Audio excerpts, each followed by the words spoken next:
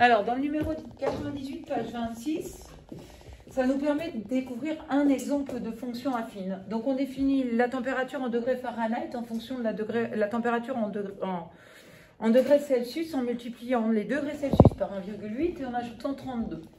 Donc, dans le début de l'exercice, on nous demande de trouver la température qui correspond au degré Celsius, sachant qu'on nous donne une température en degrés Fahrenheit. Alors, je vous ai envoyé une photo des corrigés. Vous vous contentez de résoudre une petite équation dont l'inconnu serait la température en degrés Celsius. Donc, on trouve une correspondance entre plusieurs températures en Fahrenheit et en Celsius. Et je vous avais demandé de les mettre dans un tableau de valeurs. En première ligne, je mets la température en degrés Celsius. En deuxième ligne, la température en degrés Fahrenheit. Et on peut obtenir ce tableau de valeurs-là. J'en ai rajouté une ici, c'est-à-dire que si la température en degrés Celsius ici fait 0, eh bien, on voit bien que la température en degrés Fahrenheit, c'est 1,8 fois 0 plus 32. Donc, ça nous donne une température en degrés Fahrenheit de 32. Ces valeurs-là, je vous avais demandé de les placer sur un graphique et on s'aperçoit que les points sont alignés. Alors, effectivement, cette fonction qui associe la température en degrés Celsius, la température à degrés Fahrenheit à une température en degrés Celsius, est une fonction affine. Donc, on pourrait l'écrire.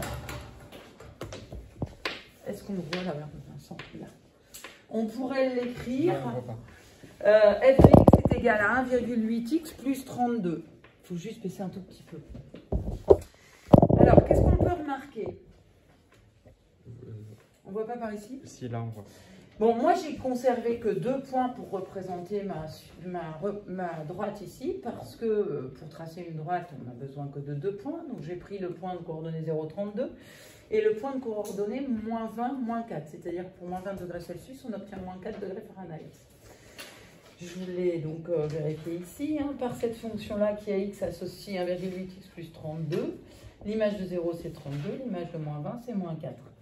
Et donc, ces points sont sur une droite. Et donc, qu'est-ce qu'on peut remarquer? Cette droite passe par le point de coordonnées 0,32. C'est-à-dire que si x vaut 0, f de 0 vaut 32. Eh bien, le 32, pour une fonction affine, sera appelé l'ordonnée à l'origine. Donc, vous voyez, cette fonction s'écrit ax plus b. Le b, là, sera appelé ordonnée à l'origine. Et nous permettra d'avoir tout de suite le point d'intersection avec l'axe des ordonnées de la droite. Et le 1,8 ici, ça s'appelle le coefficient directeur, soit de la droite, soit de la fonction affine. Alors pourquoi directeur?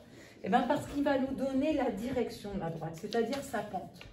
En effet, on peut remarquer qu'il y a une pente de 1,8. Alors qu'est-ce que ça veut dire? Ça veut dire que lorsque j'avance de 10 sur l'axe des abscisses, je monte de 18. Alors, ce coefficient directeur, il ne vient pas de nulle part.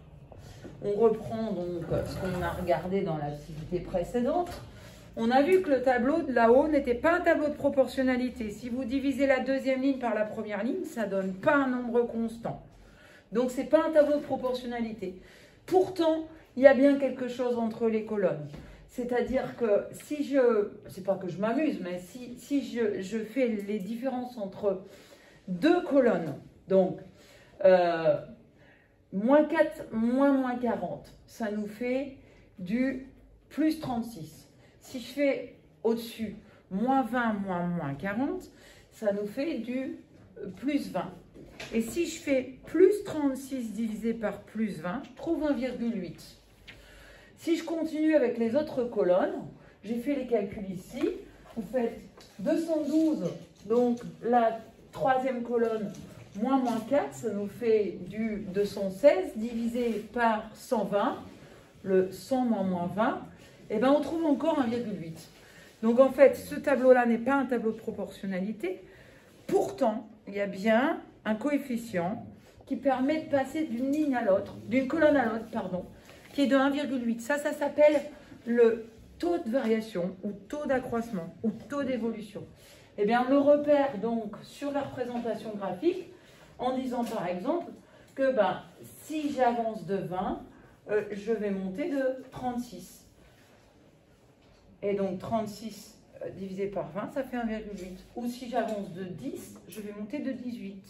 ou si j'avance de 1, je vais monter d'1,8. D'où ce 1,8 qui est appelé coefficient directeur de la fonction. Voilà, je vous remontre juste les corrigés des tracés que vous aviez à finir. Hop, il fallait donc, dans la fiche de découverte, tracer, alors la droite verte et la droite rouge étaient déjà tracées, la verte elle est là, la rouge elle est là. Avec les activités précédentes, vous placiez les points et vous trouviez ces deux droites. Vous aviez 3 autres représentations graphiques de fonctions affines à tracer. On prend 2 valeurs pour les x. Alors, pas prises au hasard, vous les prenez de façon à ce que les calculs soient simples. Et on cherche leurs images. Et on obtient 2 points qui sont sur la droite. Donc, par exemple, pour cette fonction qui est une fonction affine mais linéaire, il n'y a pas de b derrière, on obtient le point de coordonnées 0, 0. Forcément, elle passe par l'origine, c'est la représentation graphique. Et cette droite passe par le point de coordonnées 1, 5 demi. Tiens, on retrouve encore le coefficient directeur ici, 5 demi. Lorsque j'avance de une unité, je monte de 5 demi, je place les 2 points et j'obtiens la droite ici qui passe par l'origine. Alors, je vais terminer avec cet exemple-là. On place le point de coordonnées 0, moins 4 parce que si x vaut 0, 4, 0 vaut moins 4, le point A5. Et puis, je place un deuxième point de coordonnées ici 1, moins 2 parce que si x vaut 1, 2 fois 1, 2, moins 4, moins 2, je place mon deuxième point de coordonnées 1, moins 2 qui est là et je peux tracer ma droite. Et qu'est-ce qu'on remarque? Eh bien, lorsqu'on avance de une unité, on monte de 2, d'où ce coefficient directeur de 2. Voilà, et donc vous êtes invités à faire les numéros 17, 18, 21 et 23 de la page 105. Et on fera le cours après.